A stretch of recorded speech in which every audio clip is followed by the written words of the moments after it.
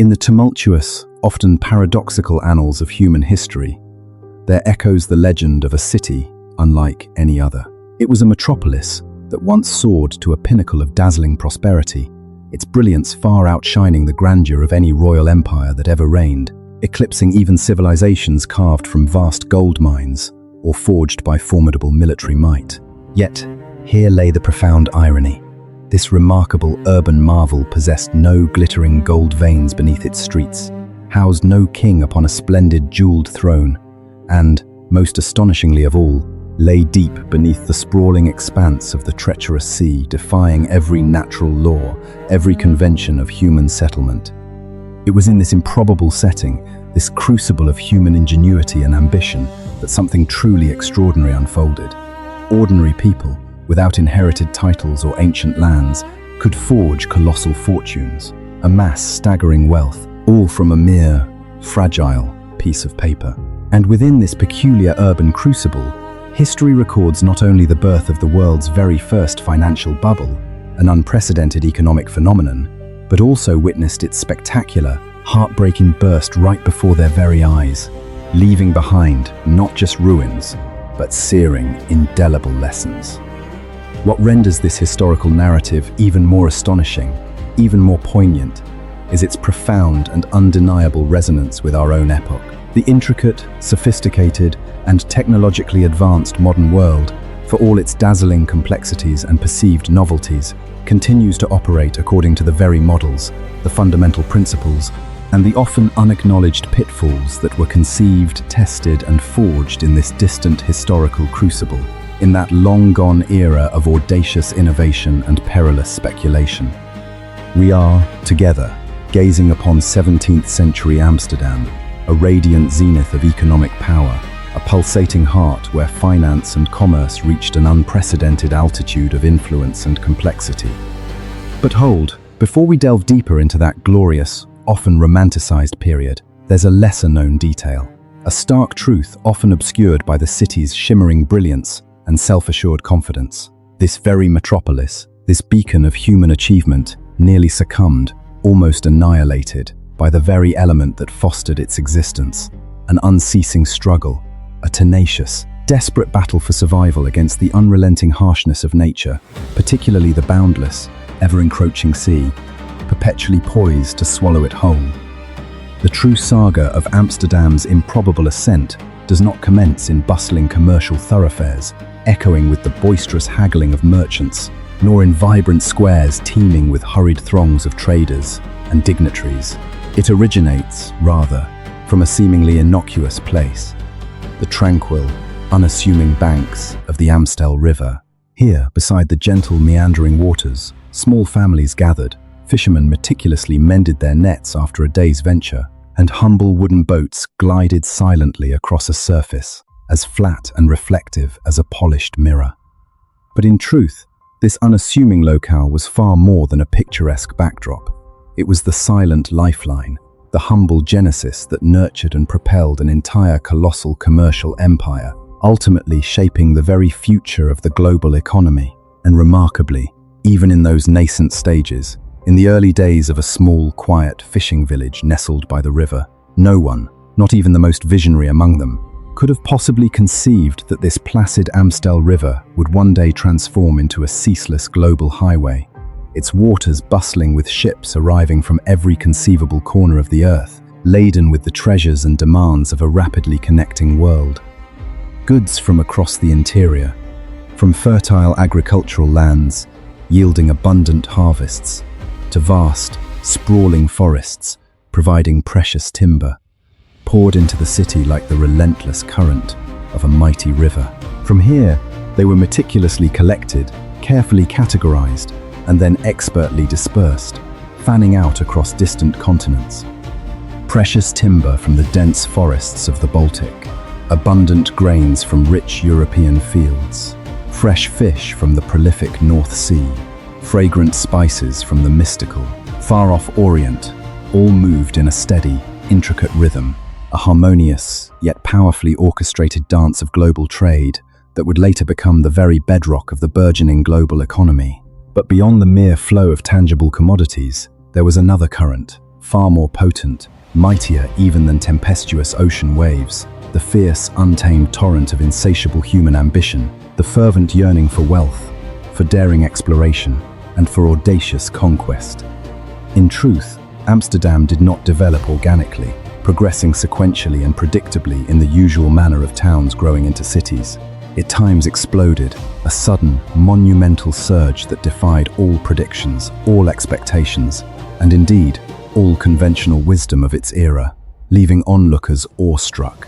In just a few short decades, from a peaceful riverside area where humble wooden houses nestled quietly amongst the reeds, this place transmuted itself into an unyielding fortress, an impregnable stronghold against a hostile world.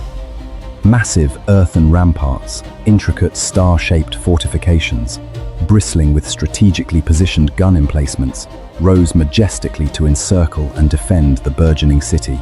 Their purpose was not merely an ostentatious display of power or fleeting luxury, but sheer, desperate survival, to withstand the incessant, lurking threats from without, from powerful adversaries constantly seeking to undermine and conquer them. For at that time, the Dutch lands were agonizing under the crushing weight of an 80-year war against the mighty Spanish Empire, a grueling, existential struggle for independence, a fight for their very identity.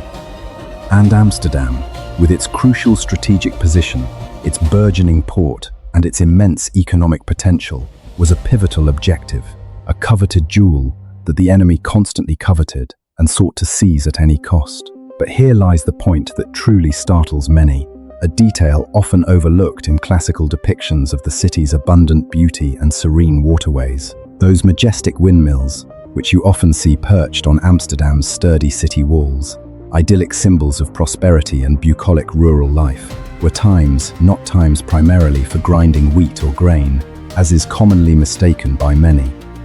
They served a far more critical, a vital, indeed an existential mission, tirelessly pumping water, day and night, against an unrelenting foe.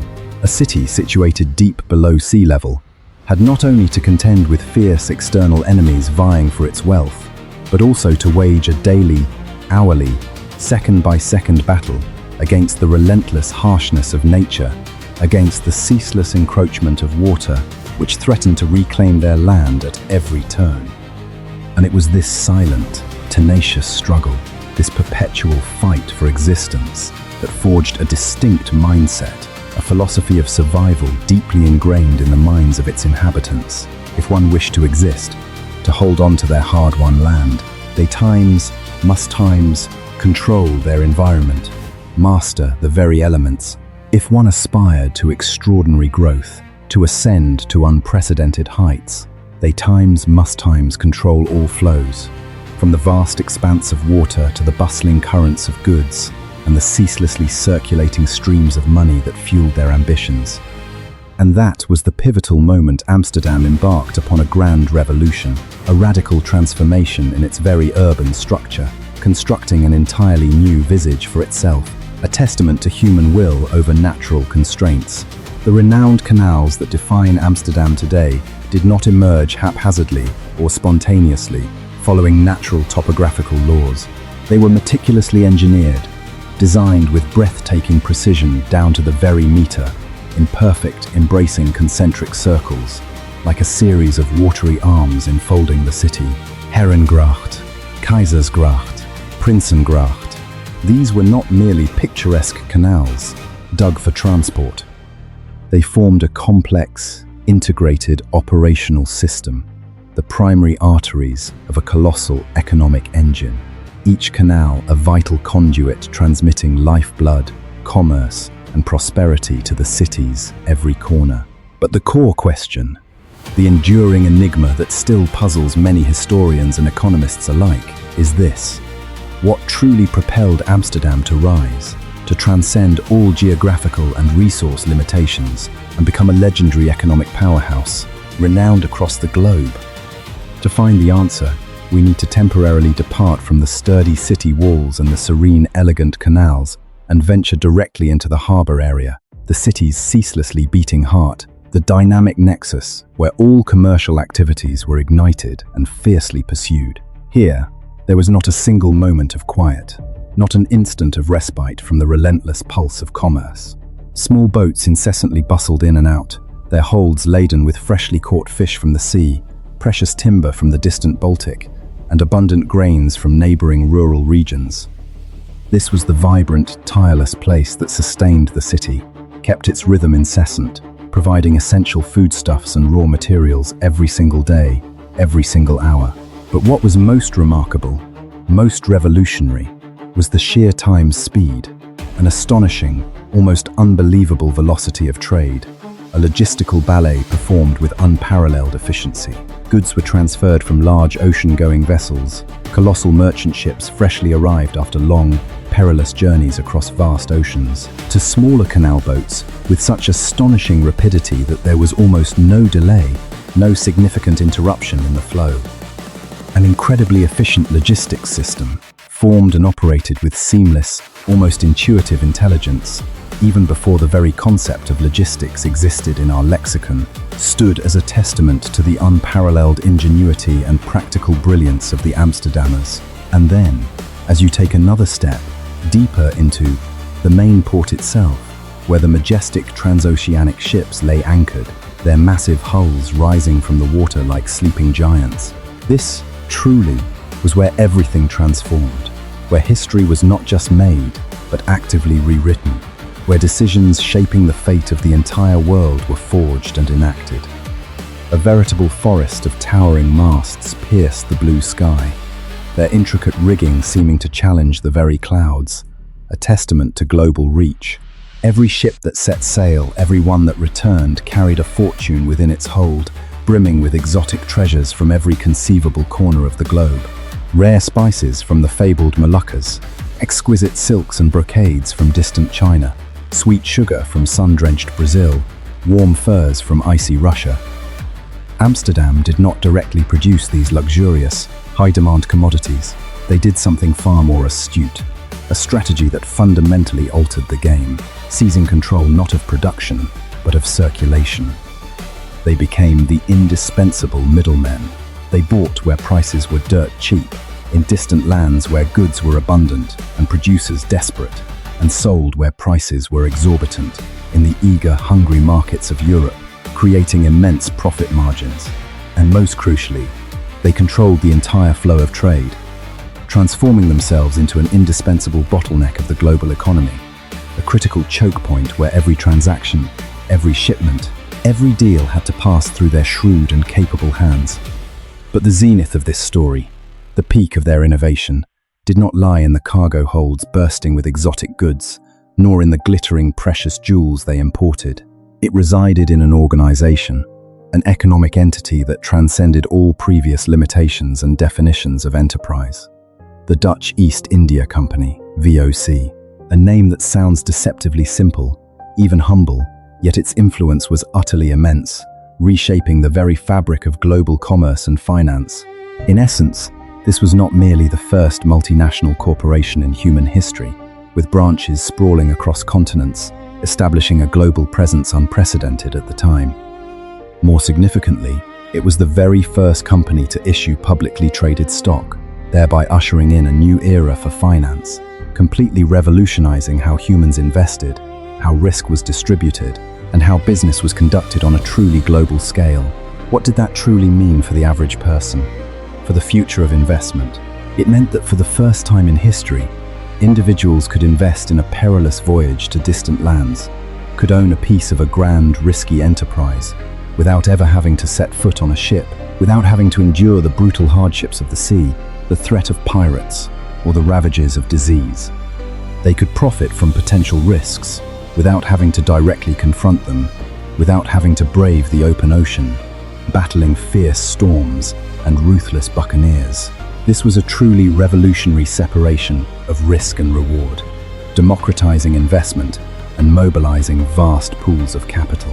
And it was precisely here, in the bustling exchange halls of Amsterdam, that something entirely new was born, an abstract yet powerful idea that would forever transform the face of the world, shaping the global economy for centuries to come, an innovation whose impact we still feel today: the financial market.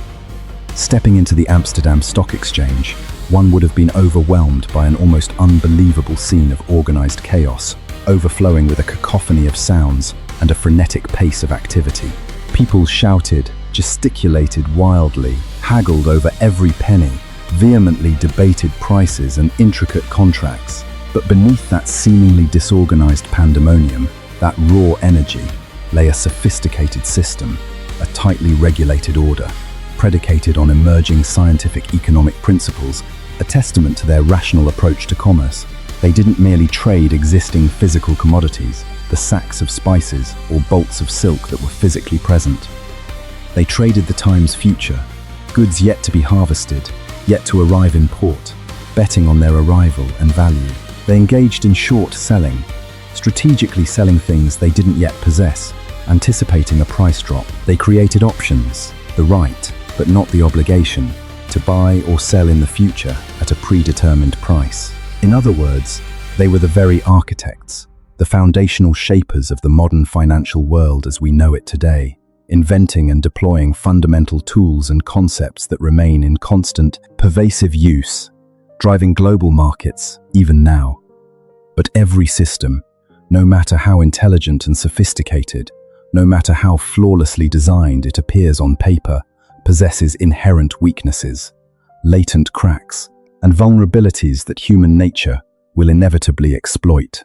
And Amsterdam, the pioneering financial giant, had to confront this harsh reality in a moment that history would never forget. A costly lesson, a profound and enduring warning about the fragile, irrational nature of human susceptibility and collective delusion. Tulip Mania, the tulip craze. The prices of tulip bulbs, a newly introduced exotic flower from Turkey, skyrocketed to absurd, unimaginable levels, far exceeding all real intrinsic value, all common sense, all rational economic calculation. A seemingly insignificant bulb, a mere botanical specimen, could command the price of a grand house in the city centre, an entire lifetime savings, a fleet of ships, and then, like an inevitable law governing all speculative bubbles throughout history, it collapsed. Not a gradual decline, but a catastrophic, brutal implosion, dragging countless families into utter destitution, erasing fortunes overnight, leaving behind only despair and ruin. This was one of the world's inaugural financial bubbles, a stark and resounding warning, revealing the inherent fragility of inflated values, the perils of herd mentality, and the seductive, destructive power of unbridled speculation. What is truly noteworthy, however, is not just the horrific collapse itself, though that was devastating enough, but the profound lesson that lingered, echoing powerfully even today, that even the most intelligent and meticulously organized systems, the strictest financial regulations, the most robust economic frameworks, can be shattered, distorted, and ultimately overwhelmed by uncontrolled human emotions. The insatiable greed that blinds judgment, the profound fear that grips markets when they plummet, and the blind, often irrational hope for exorbitant, easy profits. From this point, the narrative shifts to another dimension, no longer solely revolving around abstract money, around multi-million-dollar contracts, or vast trade routes, but rather around people, around the diverse, vibrant, and rich soul of the city itself. The human element within the economic machine. Dam Square, the vibrant, pulsating heart of Amsterdam, served as a grand stage. It was a place where every social stratum met, intersected and interacted, creating a colorful, complex tapestry of human life. From wealthy merchants securing lucrative contracts with confident strides, to resilient sailors just returned from the distant east, their faces weathered by sun and storm, to diligent laborers with calloused hands, and even impoverished beggars sitting by the roadside with hopeful, yet often hopeless, eyes. This was a city not merely wealthy in material terms, in precious treasures and accumulated capital, but astonishingly diverse in culture, in race, and in class, where everyone, from the most privileged to the most destitute, coexisted within a confined, rapidly expanding urban space. Amsterdam's population soared from a modest 50,000 to over 200,000 residents in just 50 years. An astronomical growth rate, a demographic explosion that even modern cities today might view with a mixture of caution, admiration, and a fervent desire to learn from. But what is truly astonishing is that despite this rapid, dizzying growth, this influx of diverse populations, they did not descend into chaos, did not fall into anarchy, or succumb to unmanageable congestion. They times organized, with unparalleled civic discipline and foresight. The colossal town hall, an architectural masterpiece symbolizing democratic power and communal governance, the sophisticated, robust banking system that underpinned their economy, the powerful and tightly organized guilds that regulated trades, all operated like a precise, well-oiled machine, every detail, every cog, interlocking perfectly. There was no king, no monarchy with centralized, absolute power dictating their fate. Yet, through the sheer might of their commerce and their banking acumen, they controlled the flow of money, controlled the finance of virtually all of Europe at the time, wielding an invisible but undeniable influence. A famous saying precisely captured their invisible yet immense power, a power rooted in economic leverage rather than military might. They wore no crown, but held the purse strings of kings. They were, in essence, the true power behind many European thrones, quietly swaying the destinies of nations through financial influence and judicious lending.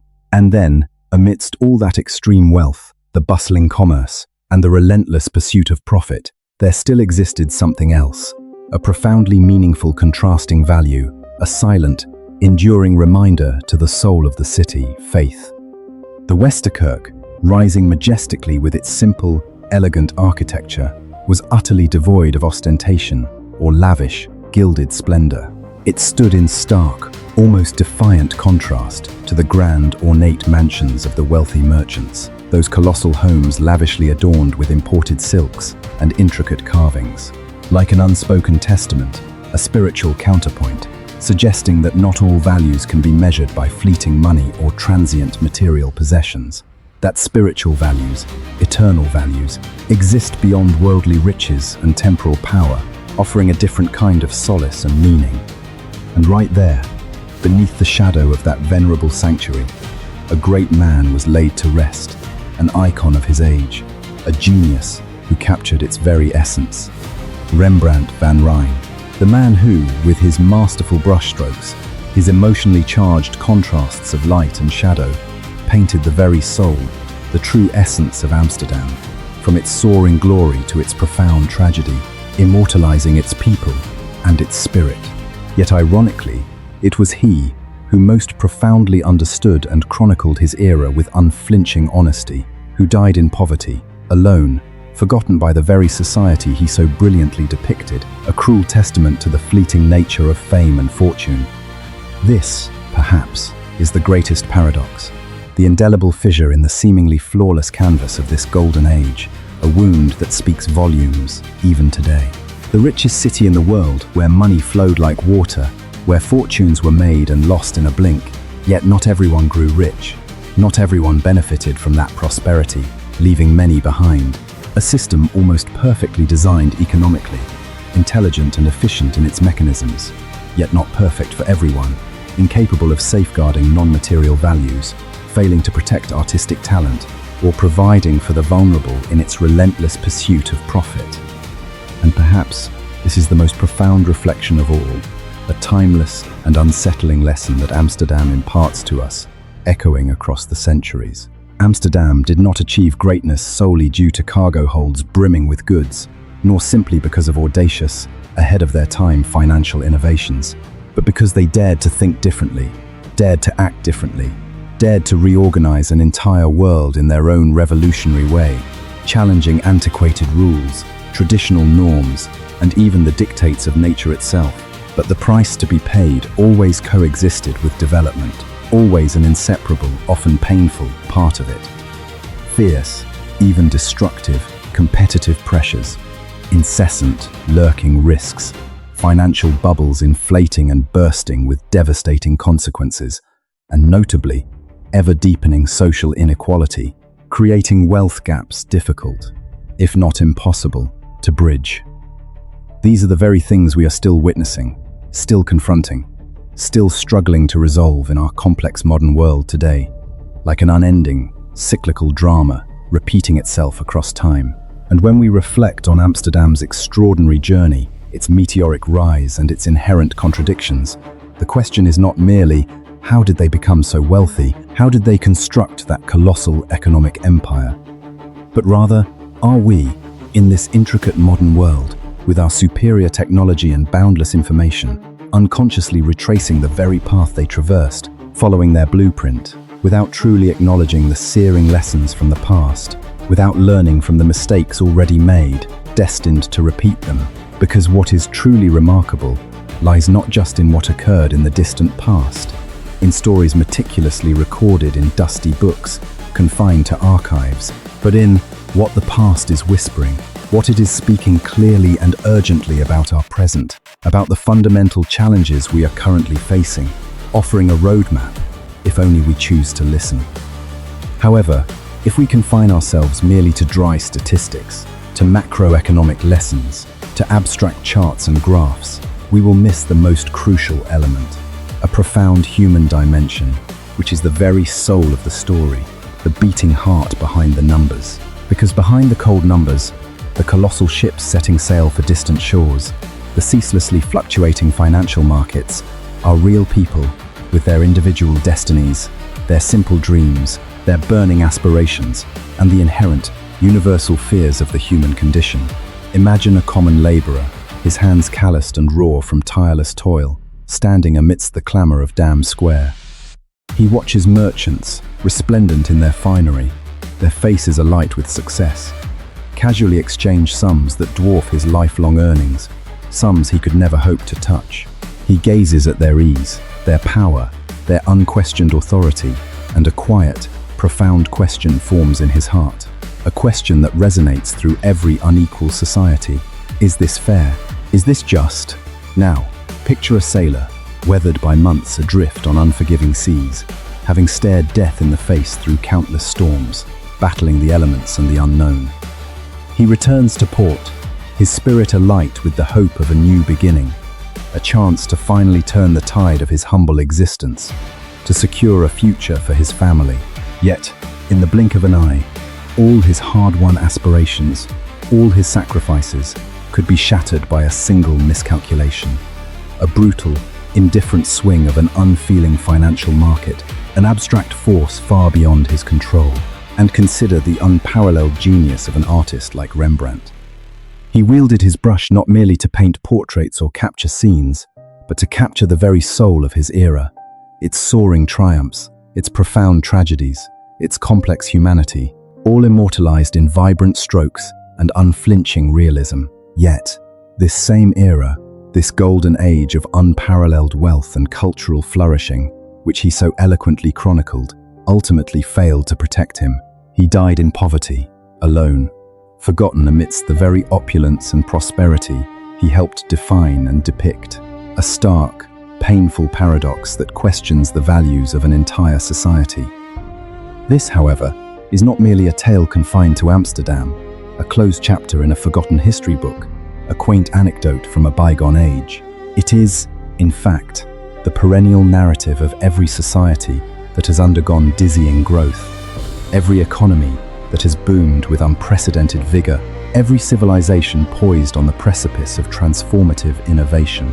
It is the story of humanity's eternal dance with progress and its shadow, when the velocity of growth eclipses the essential need for equilibrium, for balance and sustainability. When progress, however dazzling and impressive, fails to walk hand in hand with true sustainability, with social equity, and with ethical considerations. When vast, seemingly boundless opportunities unfold before us, yet prove inaccessible to the many, unevenly and unfairly distributed among a privileged few. When systems become increasingly intelligent, exquisitely sophisticated, and hyper-optimized for profit and efficiency, but human beings remain tethered to their primal emotions, their insatiable greed, and their inherent ancient fears of the unknown, repeating the same emotional patterns that drove the first bubbles. My personal contention is this: Amsterdam's true greatness wasn't merely measured by the colossal scale of its accumulated wealth or the staggering profit margins it amassed through global trade. Its enduring legacy, its profound impact, lies in its creation of a system, a financial and commercial engine so robust, so profoundly influential, so fundamentally revolutionary that it served as a blueprint for the entire world, shaping the very future of global finance and trade for centuries to come, laying the groundwork for capitalism itself. Yet, even Amsterdam itself could not fully comprehend or control the far-reaching consequences, the intricate, often chaotic web of cascading reactions unleashed by its own groundbreaking innovations. This, then, becomes an invaluable lesson for us today, a resonant caution echoing from the corridors of the past, a warning we ignore at our peril.